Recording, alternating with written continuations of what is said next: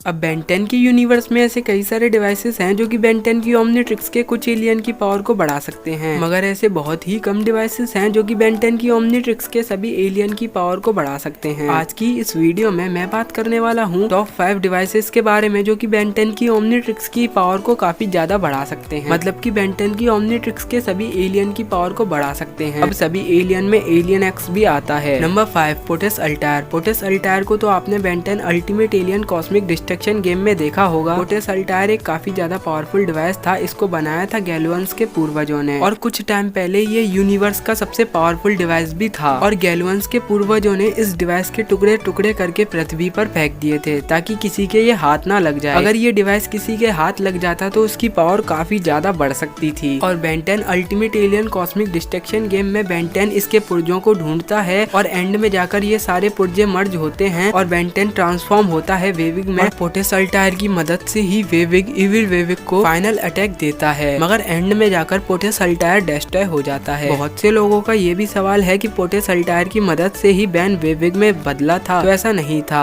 Actually Ben जब ह्यूमंगसौर में बदला था तब वो वेविग में ही बदलना चाहता था, मगर वो गलती से ह्यूमंगसौर में बदल गया जल्दी में, मगर वो एंड में जाकर वेविग में बदलता है और पोटेस अल्टायर उसे फाइनल अटैक देता है जिससे वो इविल वेविग को डिफीट कर देता है। नंबर 4 फाल्मोनी या गैलोनिक मेगामॉर्फ। अब गैलोनिक मेगामॉर्फ यानी कि अपग्रेड को तो आप अच्छी तरीके से जानते होंगे। भले ही अपग्रेड एक लिविंग स्पीसीज है मगर वो एक वेपन है जिसको एजमत ने बनाया था। हाँ, पूरा का पूरा गैलोनिक मेगामॉर्फ स्पीसीज एक एजमत ने ही बनाया है और सच में गैलोनिक मेगामॉर्फ किसी पर भी कब्जा कर सकते हैं। अगर वो चाहे तो ओमनीट्रिक्स पर भी कब्जा कर सकते हैं और ऐसा अपग्रेड ने बेन 10 रिबूट में किया भी है। और जैसा कि आप सबको पता होगा गैलोनिक मेगामॉर्फ अपनी स्पीसीज को काफी ज्यादा बढ़ा सकते हैं अपने शरीर के हिस्सों को निकालकर। अब अपग्रेड ने तो बेन 10 की ओमनीट्रिक्स का मास्टर कंट्रोल भी अनलॉक किया है, तो वो ओमनीट्रिक्स की पावर को भी काफी ज्यादा इनहेंस कर सकता है। अब दूसरा आता है फलमिनी। फलमिनी स्पीसीज के बारे में आप कम जानते होंगे। फलमिनी स्पीसीज का एक एलियन है बेन 10 का जिसका नाम है शॉकरॉक। जैसा कि आपको ओमनी इनहेंस फॉर्म के बारे में पता होगा, वो इसी एलियन की देन है। फलमिनी स्पीसीज वाले एलियन ओमनीट्रिक्स की पावर को भी बढ़ा सकते हैं। और आप लोगों का सवाल, क्या ओमनी इनहेंस एलियन एक्स हो सकता है?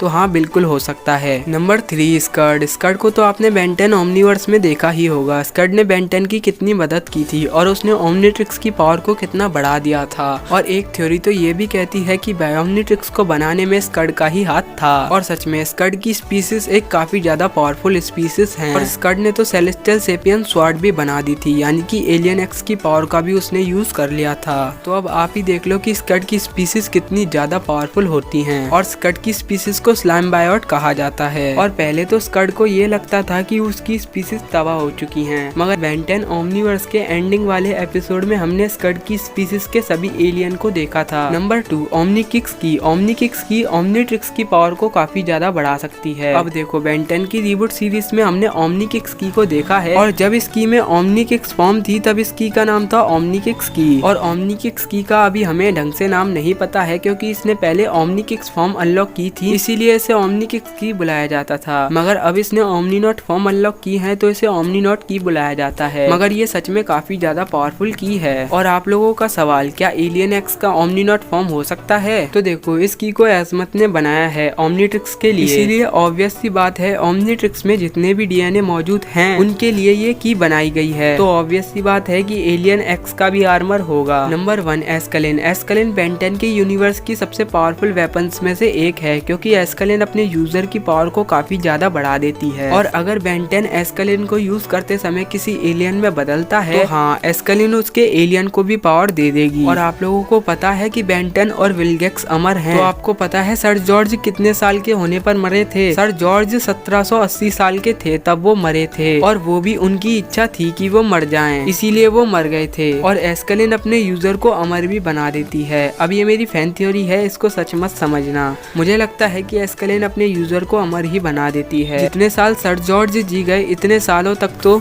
18 लोग भी नहीं जी पाते। मतलब कि सोच लो यार, कितने सालों तक जी गए। अब बेन 10 के क्रिएटर्स ने ही बताया है कि वो एक नॉर्मल ह्यूमन थे, फिर भी एस्कलिन की पावर की वजह से सर जॉर्ज काफी सालों तक जी गए। अब एस्कलिन को तो विलगेक्स और बेन ने दोनों ने यूज किया है, तो बेन और विलगेक्स दोनों ही अमर हो गए। तो बस आज की इस वीडियो में इतना ही। अगर वीडियो आपको पसंद आई हो तो वीडियो को लाइक कर दो, चैनल को सब्सक्राइब करके बेल आइकन को प्रेस कर दो। और अपने दोस्तों के साथ भी इस वीडियो को शेयर कर देना।